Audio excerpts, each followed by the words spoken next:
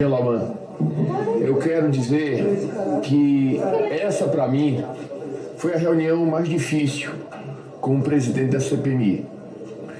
Mais difícil, coronel, porque intimamente eu acho que o senhor faltou com a verdade. Intimamente foi o sentimento que eu tive.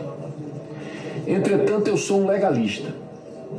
Uma coisa é você dizer que alguém falta com a verdade se você, por exemplo, diz que não esteve na Praça dos Três Poderes no dia 8 e aparece uma filmagem objetiva mostrando o senhor na Praça do dia 8. Certamente eu teria uma prova material para comprovar que se tratava de uma mentira. Outra coisa, entretanto, é quando o senhor interpreta aquilo que o senhor escreveu. E o senhor traz uma interpretação que, por mais desconexa que possa parecer, eu não posso, de maneira material, afirmar que o senhor está mentindo. Eu fiquei tão incomodado com isso, porque a apreciação de provas requer um treinamento que eu, que sou advogado, sou mestre em direito econômico, não tive. Fiz questão de me levantar dessa cadeira e chamar o único que teve esse tipo de treinamento aqui na comissão, o ex-juiz e hoje senador Sérgio Moro. E ele revelou uma interpretação igual à minha, a de que, de fato, o senhor estava, naquele momento, respondendo para não se incriminar e que eu não poderia interpretar aquilo apenas por uma suposição em relação àquilo que o senhor estava dizendo. Eu sou um legalista e me orgulho muito disso. Na dúvida, eu acho que deve prevalecer a inocência das pessoas.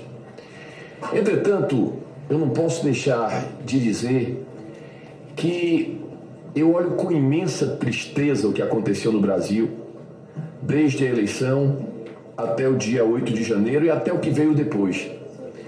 Porque o senhor está aqui diante de um homem que admira profundamente o Exército Brasileiro. Eu sou um admirador do Exército Brasileiro.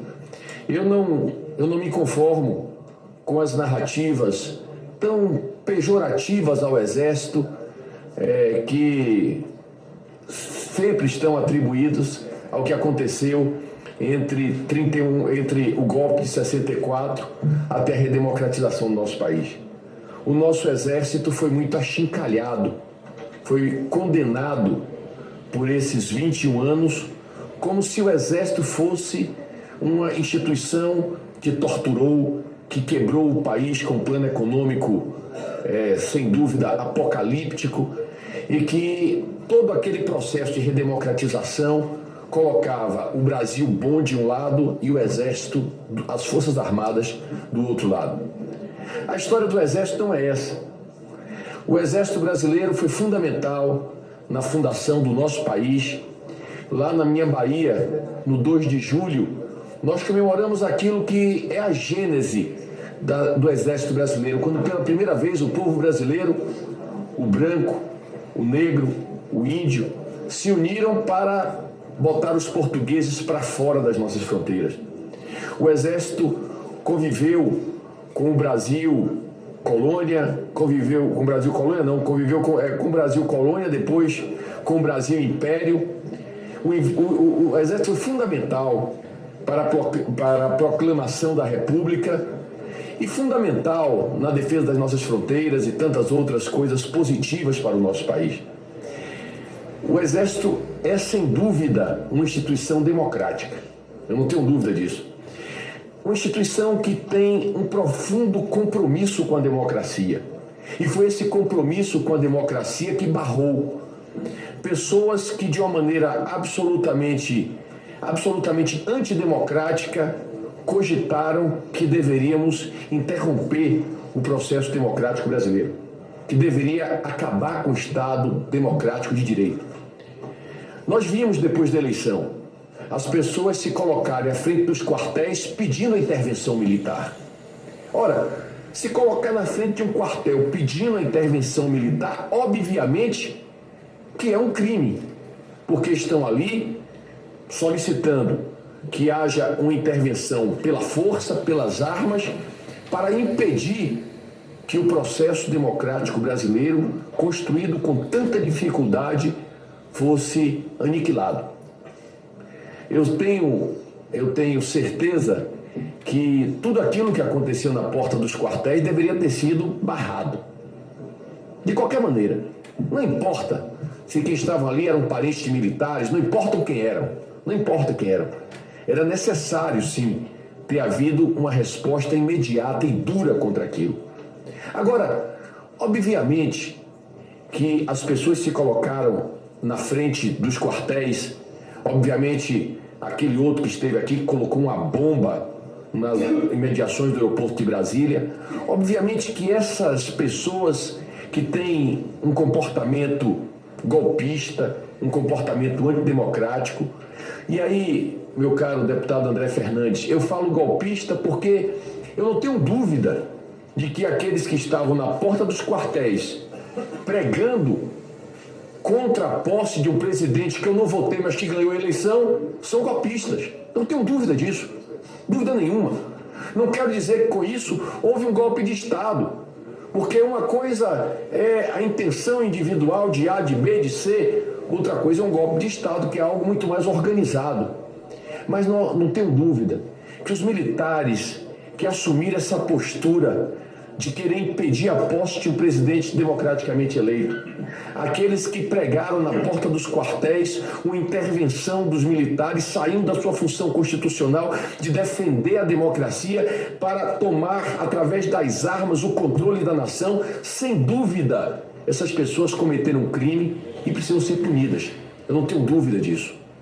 Portanto, eu quero dizer, meu caro coronel, que realmente eu tive hoje um dia muito difícil, porque o tempo inteiro eu entendi que o senhor estava faltando com a verdade, mas fiz de tudo para manter o meu lado legalista, de não poder interpretar de acordo com o meu sentimento e não com uma prova material para comprovar que o senhor estava faltando com a verdade. Mas eu tenho, em nome de todo o povo brasileiro, a certeza de que esse tipo de comportamento que envergonha as Forças Armadas não é o comportamento do Exército do meu país. O Exército do meu país tem grandes serviços prestados ao meu país. O Exército brasileiro é motivo de orgulho para todos os brasileiros. E não será a conduta individual, equivocada, maligna de alguns que vai destruir a imagem do Exército brasileiro.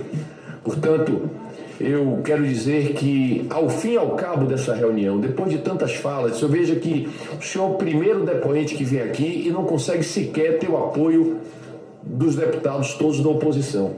Como ontem, eu vi aqui um militar que, ao meu ver, um homem digno e honrado, que saiu daqui e a imprensa do Brasil e todas as pessoas aplaudiram aquilo que ele falou, sentiram convicção e certeza de que ele estava falando a verdade e que, portanto, não se trata de uma posição aqui deste colegiado de ser contra ou a favor dos militares, mas sim de buscar a verdade. E nós vamos continuar buscando a verdade.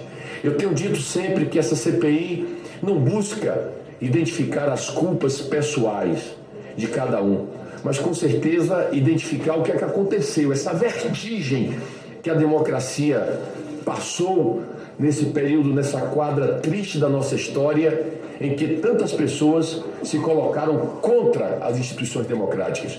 Nós estamos perseguindo um objetivo para responder ao final do nosso trabalho se de fato houve ou não uma tentativa de golpe de Estado aqui no nosso país. E estamos avançando com esse propósito, mas certamente essas pessoas haverão de ser punidas pelo Poder Judiciário, que já está bem adiante de nós nessas investigações, mas nós aqui nesse colegiado, haveremos de dar uma resposta histórica ao Brasil para dizer o que de fato aconteceu. Porque, afinal de contas, todas as pessoas que querem e têm interesse de identificar o que de fato aconteceu estão nos assistindo agora. Nos assistindo através da TV Senado, da TV Câmara, da nossa imprensa livre e democrática do Brasil, e essas pessoas também estão formando um juízo de valor para que possam ver com os seus próprios olhos o quão ameaçada foi a democracia brasileira que foi construída a tão duras penas e o quanto nós precisamos nos organizar para, de mãos dadas, de braços dados, armados com a convicção da democracia, da liberdade, defender o Estado Democrático de Direito. Essa é a minha posição e eu tenho certeza que é a posição dos membros dessa CPMI. Tem áudio, senhor presidente?